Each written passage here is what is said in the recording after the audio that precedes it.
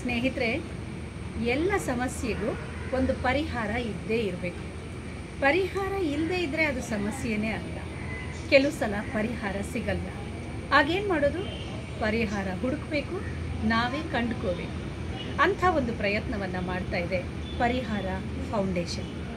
ಸಮಸ್ಯೆ ಯಾವ್ಯಾವ ಥರದ್ದೋ ಇರುತ್ತೆ.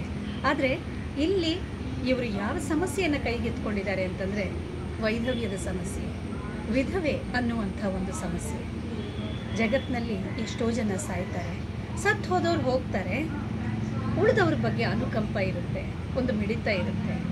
ಆದರೆ ವಿಧವೆ ಅನ್ನೋಳ ಬಗ್ಗೆ, ಅವಳು ಗಂಡನ ಕಳ್ಕೊಂಡಾದ ಮೇಲೆ ಅವಳಿಗೆ ಆ ವಿಧವೆ ಅನ್ನೋ ಪಟ್ಟ ಕೊಡೋದು ಮಾತ್ರ ಅಲ್ಲ, ಅವಳಿಗೆ ಅವಳನ್ನು ನೋಡುವಂಥ ದೃಷ್ಟಿಕೋನನೇ ಬದಲಾಗ್ಬಿಡುತ್ತೆ.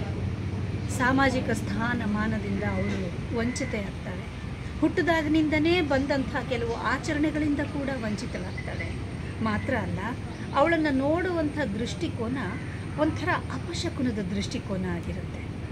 ಯಾರೋ ಒಬ್ಬ ಮದುವೆ ಮಾಡಿಕೊಂಡ್ರೆ ಅವಳನ್ನು ತಾನೇನೋ ಉಪಕಾರ ಮಾಡಿದ್ದೀನಿ ಅನ್ನುವಂಥ ಭಾವನೆಯನ್ನು ಮೆರೀತಾ ಇರ್ತಾನೆ.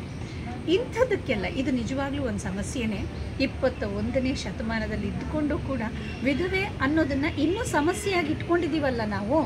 ನಮಗೆ ಮುಖಕ್ಕೆ ಮಂಗಳಾರತಿ ಎತ್ತಬೇಕು.